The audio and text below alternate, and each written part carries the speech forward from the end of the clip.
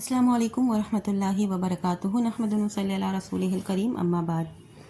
हज़रत जाबिर बिन अब्दुल्ला रज़ी अल्लाह अन्हु कहते हैं, जब खंदक खोदी जा रही थी उस दौरान मैंने देखा कि भूख की वजह से आप सल्लल्लाहु अलैहि वसल्लम का पेट चिपका हुआ है। आपकी ये कैफियत देखकर मुझसे बर्दाश्त नहीं हो सका। मैंने आपसे घर जाने की इजाज़त मांगी और भागा हुआ घर पहुंचा। बीवी से पूछा, बताओ कुछ खाने पीने का इंतज़ाम कर सकती हो? रसूलुल्लाह सल्लल्लाहु अलैहि वसल्लम बेहद भूखे हैं। उसने फ़ौरन जौ की थैली निकाली और आटा पीसना शुरू कर दिया। मैंने क्या किया कि घर में एक पालतू बकरी थी, फ़ौरन उसको ज़बह कर दिया। उधर बीवी आटा पीस कर तैयार हुई, उधर मैं बोटी बनाकर फारिग हुआ। गोश्त की हांडी चूल्हे पर चढ़ा दी और मैं भागा हुआ रसूलुल्लाह सल्लल्लाहु अलैहि वसल्लम के पास पहुंचा। जाते वक्त ही बीवी ने ताकीद कर दी थी, देखो जितना खाना है उसी हिसाब से मेहमान बुलाना। रसूलुल्लाह सल्लल्लाहु अलैहि वसल्लम और सहाबा के बीच मेरी बेइज्जती ना हो, जिम्मेदारी का एहसास देखिए। हज़रत जाबिर रज़ी अल्लाह अन्हु फरमाते हैं कि मैं रसूलुल्लाह सल्लल्लाहु अलैहि वसल्लम के पास पहुंचा और चुपके से मैंने कहा, अल्लाह के रसूल सल्लल्लाहु अलैहि वसल्लम, हमने एक छोटी सी बकरी ज़बह की है, थोड़ा सा जौ था, मेरी बीवी ने आटा पीस लिया है, आपकी दावत है और अपने साथ 2-4 लोगों को भी ले लें। मेरा ये कहना था कि रसूलुल्लाह सल्लल्लाहु अलैहि वसल्लम ने ऐलान करा दिया, ऐ खंदक वालों, सब लोग जल्दी चलो, जाबिर के यहाँ दावत है। आपने मुझे ताकीद करके कहा, देखो अपनी बीवी से जाकर कह दो मेरे आने से पहले चूल्हे से गोश्त की हांडी नहीं उतारेगी और अभी रोटी भी नहीं पकाएगी। हज़रत जाबिर रज़ी अल्लाह अन्हु कहते हैं, पहले मैं घर पहुंचा, फ़ौरन बाद रसूलुल्लाह सल्लल्लाहु अलैहि वसल्लम भी लोगों के आगे आगे आए। मैं बीवी के पास गया और उसको बताया कि रसूलुल्लाह सल्लल्लाहु अलैहि वसल्लम सबको लेकर आ रहे हैं। मेरा कहना था कि बीवी बिगड़ गई और कहा, अल्लाह तुमसे समझे, अल्लाह तुमसे समझे। हज़रत जाबिर रज़ी अल्लाह अन्हु बीवी से कहते हैं, अजी तुमने जो कहा था वो मैंने रसूलुल्लाह सल्लल्लाहु अलैहि वसल्लम को बता दिया है। सही बुखारी ही की दूसरी रिवायत से पता चलता है कि बीवी ने कहा, तब कोई बात नहीं। खैर आटा गूंद कर रखा हुआ था, बीवी ने आटा दिया और रसूलुल्लाह सल्लल्लाहु अलैहि वसल्लम ने बरकत की दुआ की और उसमें धुतकार कर इसके बाद गोश्त की हांडी दी गई, उसमें भी आपने बरकत की दुआ की और धुतकारा। फिर आपने फरमाया, पड़ोस से किसी रोटी पकाने वाले को बुला लो, वो भी रोटी पकाए और चूल्हे से हांडी मत उतारना, इसी पर से चमचे से निकालते जाओ। खाने वालों की तादाद 1000 के लगभग थी।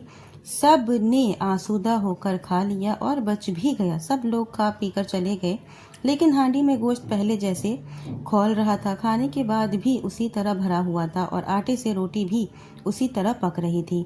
ये सही बुखारी की हदीस है। इस हदीस पर मुख्तलिफ नाहियों से बहस की जा सकती है। एग्जाम्पल के तौर पर कि रसूलुल्लाह सल्लल्लाहु अलैहि वसल्लम पर सहाबा की फिदायत और जफाकशी, आप सल्लल्लाहु अलैहि वसल्लम की किरामात और बरकत, आप सल्लल्लाहु अलैहि वसल्लम से मोहब्बत और अकीदत, औरत की इताअत, शुआरी फरमाबरदारी और मेहमान नवाजी वगैरह।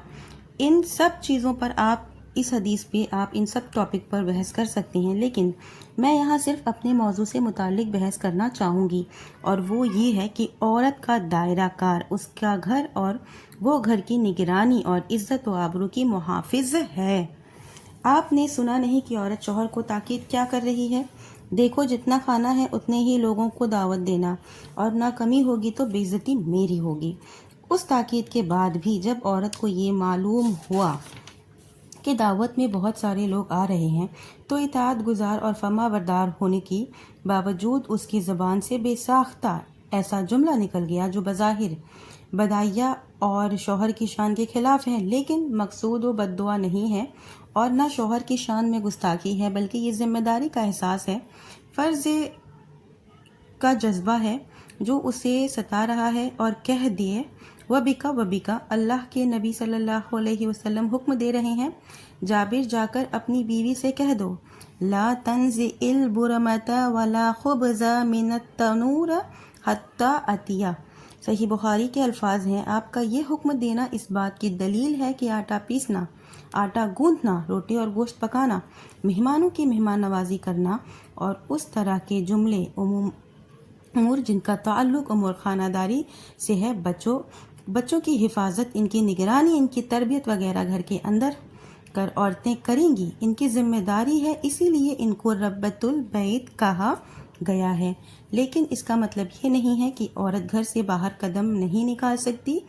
لیجیے صحیح بخاری کی ہی میں آپ کو ایک حدیث سناتی ہوں۔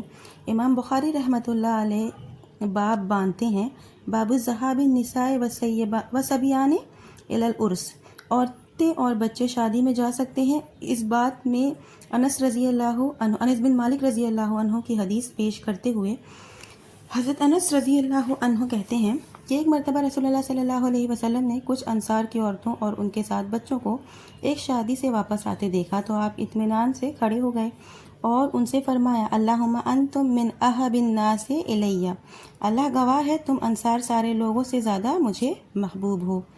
دیکھا آپ نے، اگر گھر سے نکلنا عورت کے لیے ممنوع ہوتا تو نبی کریم صلی اللہ علیہ وسلم انہیں دیکھ کر کھڑے ہوتے، اپنی محبت اور خوشی کا اظہار کرتے؟ بالکل نہیں۔ آپ کا خوشی کا اظہار کرنا اس بات کی دلیل ہے کہ جب عورت شادی کی محفلوں میں شرکت کر سکتی ہے تو دینی مجلسوں میں، مساجد میں، عید میں، تعلیم و تربیت کی جگہوں پر بدرجہ اولا جا سکتی ہے۔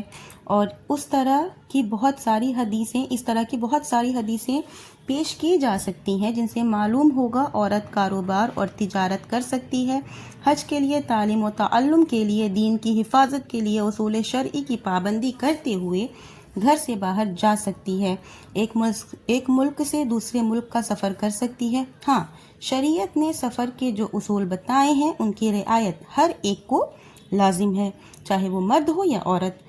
معلوم یہ ہوا کہ اسلام نے عورتوں پر ناجائز پابندی نہیں عائد کی ہے۔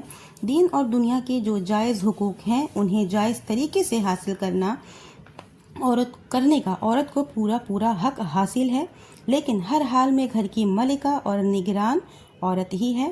شمع محفل بننے کی اجازت کسی حال میں نہیں ہے عورت کو۔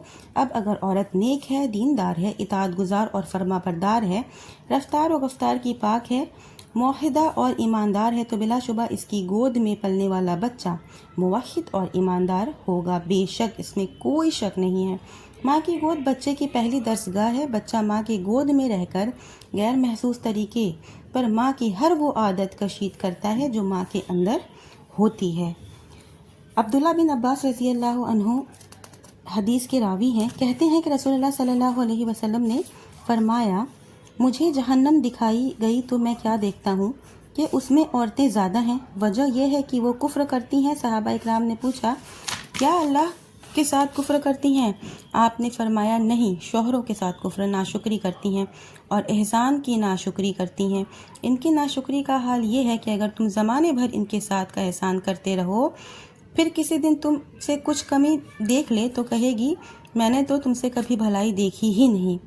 اس حدیث میں عورت کی ایک فطرت کی طرف اشارہ کیا گیا ہے اور بتایا گیا ہے کہ عورت بہت زیادہ ناشکری ہوتی ہے۔ زندگی بھر ان کے ساتھ احسان اور نیکی کرتے رہو، ہر قسم کا آرام اور سہولت مہیا کرو، رہنے کے لیے عالیشان مکان، پہننے کے لیے اچھے کپڑے اور زیور پہناؤ، بریانی اور منتجن کھلاؤ۔ سب کے باوجود اگر کسی دن کمی دیکھ لے تو فوراً کہے گی، میری قسمت پھوٹ گئی، جب سے اس گھر میں قدم رکھا ہے کبھی آرام نہیں دیکھا، وغیرہ وغیرہ۔ یہ عورتوں کی فطرت ہوتی ہے۔ نبی صلی اللہ علیہ وسلم نے یہ حدیث بیان فرما کر یہ نہیں بتانا چاہا کہ عورتوں کی یہ فطرت ہے تو وہ اس پر قائم رہیں اور اپنی ناشکری کا مظاہرہ کرتی رہیں، بلکہ آپ نے ان کی یہ فطرت بتا کر یہ بتانا چاہا کہ ناشکری اتنا بڑا گناہ ہے جو جہنم میں لے جانے کا سبب، اور یہی وجہ ہے کہ اپنی ناشکری کی وجہ سے مردوں کے مقابلے میں عورتیں زیادہ جہنم میں رہیں گی۔ لہٰذا عورتوں کو تاکید کی جاتی ہے کہ وہ شوہر اور ان کے احسان کی ناشکری سے بچیں۔ ساتھ ہی مردوں کو یہ تعلیم دی جا رہی ہے کہ عورتیں طبیعتاً ناشکری ہوتی ہیں، لہٰذا تم ان کی اس فطرت کی رعایت کرو اور ان کے ساتھ سختی سے پیش نہ آؤ۔ ویڈیو آلریڈی لمبی ہو گئی ہے، آخر میں اللہ تعالیٰ سے دعا ہے کہ اللہ تعالیٰ ہمارے معاشرے کی اصلاح فرمائے اور اطاعت شعاری کا جذبہ پیدا کرے، آمین۔ وآخر دعوانا الحمدللہ۔